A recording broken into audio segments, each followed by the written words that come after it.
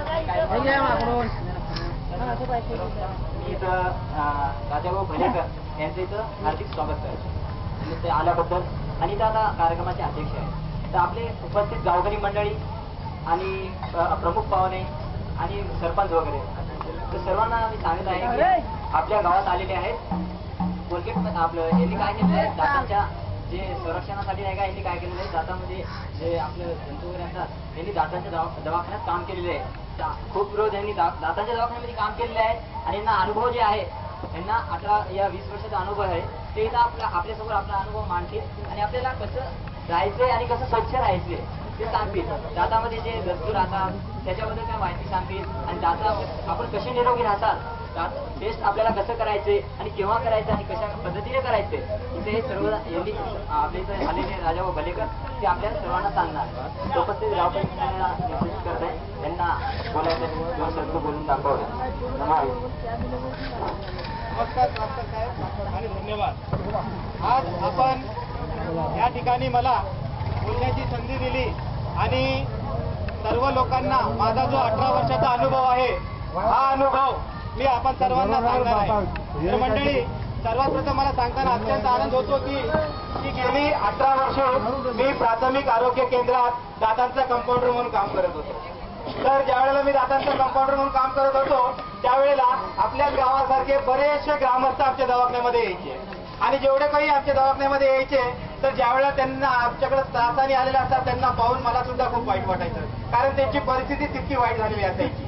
ज्यावेळेला मी पावती घ्यायला बसायचो आणि डॉक्टरांकडे एक एक करून एकेका पेशंटला पाठवायचो तर जे जे पेशंट माझ्याकडे यायचे त्या सर्वांचा अनुभव मी तुम्हाला थोडक्यात सांगणार आहे जेणेकरून हा अनुभव आपण आपल्या जीवनामध्ये घेऊन असा परिस्थिती आपल्याला उद्भवू नये याविषयी आपल्याला बरंच काही कळणार आहे. तर मंडळी ज्या गावामध्ये माझं प्राथमिक आरोग्य केंद्र होतं जिथे आम्ही सर्व रुग्णांना तपासायचो तर त्या ठिकाणी जे काही माझ्याकडे आल्यानंतर पावतीवर नाव लिहायचे आणि म्हणायचे भलेकर साहेब अहो भलेकर साहेब नको नको झाले हो.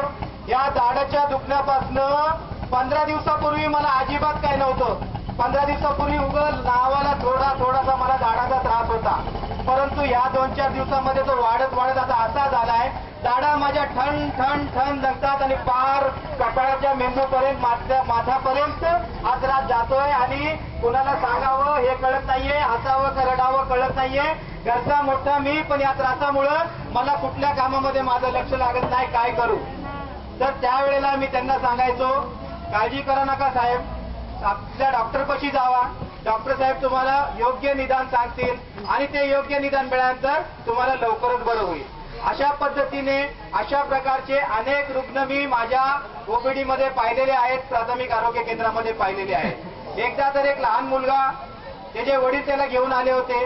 अहो म्हणले माझ्या पोराला कशाचं व्यसन नाहीये मग ह्या पोराचे दात कशाला किडलेत गोड खात नाही गार पाणी पित नाही काही म्हणालं की दाढ दुखती म्हणतो अभ्यासामध्ये माझ्या पोराचं लक्ष लागत नाही. तर अशा वेळेला त्या मुलांना सुद्धा मी रुग्णालयात डॉक्टरांपाशी घेऊन जायचो आणि डॉक्टर त्यांचे उपचार करायचे.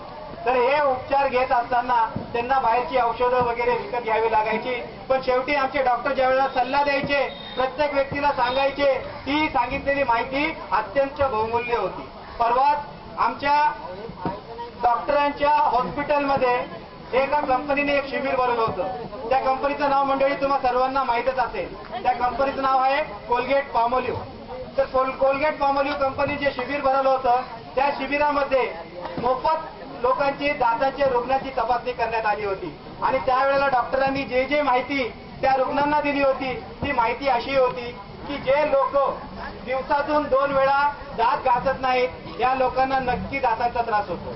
सकाळी आपण दात घासतो पण दात घासताना काय करतो बऱ्याच लोकांना अजून सुद्धा खेडेगावातल्या लोकांना सवय असते की राखानी दात घासायची नाहीतर मिश्रीनी दात घासायची. ब्रश वापरला तर वापरला आम्ही बरेच दिवसापासून ही राख वापरतोय कोळसा वापरतोय आमचे दात चांगले आहेत असं म्हणतात परंतु त्यांना दात घासायच्या पद्धतीमध्ये ज्या वेळेला त्यांनी बोटावर किंवा ब्रशवर मंजन घेतलं की त्यांचा ब्रश जातो डावीकडनं उजवीकडनं डावीकडे म्हणजे नाशिकवरनं निघाला की मुंबईकडनं निघाला की ब्रश परत नाशिककडे. तर तो ब्रश फक्त असा 4-5 वेळा फिरला तोंडामध्ये पाणी घातलं गुळण्या केला त्यांना वाटतं आपले दात घासून स्वच्छ झाले. खरं माहिती तर मंडळी आपण ज्या वेळेला आपले दात घासतो तर दात घासताना आपल्याला एक गोष्ट लक्षात ठेवायची की देवाने आपल्याला 32 मोती 32 दात दिलेले आहेत.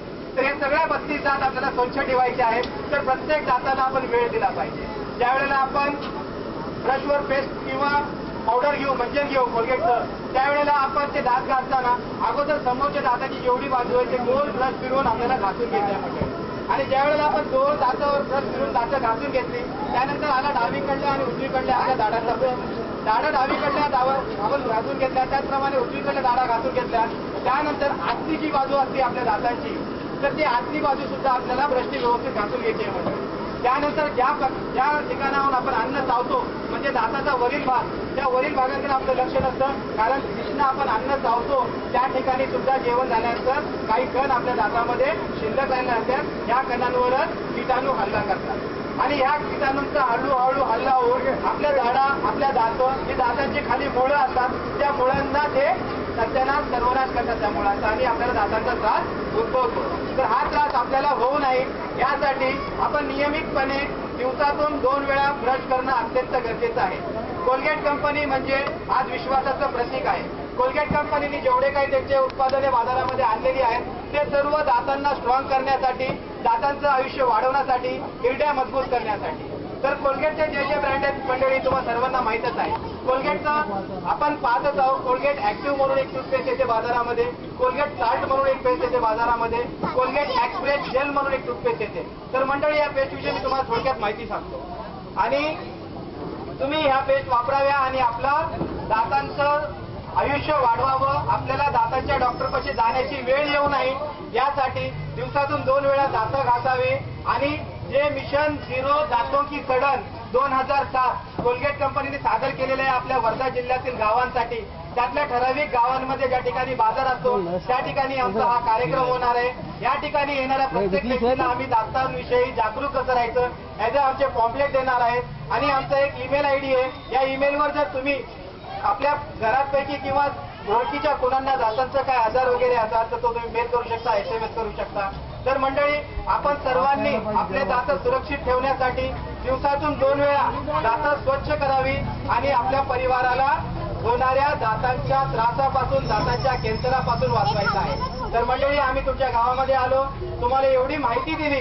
ही माहिती सगळी मला वाटतं तुम्हाला अत्यंत बहुमोलाची आहे. तर आलेली ही गाडी आणि या गाडीवर आम्ही एक मोठा बॅनर आणलेला आहे. ज्या ज्या गावामध्ये आम्ही जाणार आहोत, ज्यांना आम्ही आमच्या कंपनीविषयी माहिती सांगणार आहोत, जे आमचं मिशन 0 दातों की सडन ऑक्टोबर 2007 आहे, आपण सगळेजण शपथ घेऊयात कोलगेटच्या संघ आपल्या दातोंची आपण संरक्षण करूयात. तर ही आम्ही माहिती दिलेली आहे. माहिती मिळाल्याने सर्वांनी आमच्या या ठिकाणी जो बॅनर आहे त्यावर आपल्या स्वाक्षऱ्या कराव्या की हो साहेब आमच्या गावामध्ये गाडी आली होती आणि तुम्ही सांगितलेली माहिती आम्हा सर्वांना अत्यंत आवडली होती. तर मंडळी एवढं सांगून मी आपल्या सर्वांचे आभार मानतो. तुम्ही सर्वांनी इथं आम्हाला वेळ दिला, एवढ्या चांगल्या संख्येमध्ये उपस्थित राहिला आणि आमचा कार्यक्रम पाहिला आणि आमचा कार्यक्रम सक्सेस करण्यासाठी आम्हाला साथ दिली. त्यासाठी तुम्हाला सर्वांचे मी आभार मानतो, ग्रामस्थांचे आभार मानतो आणि हा कार्यक्रम संपला असं जाहीर करतो. धन्यवाद.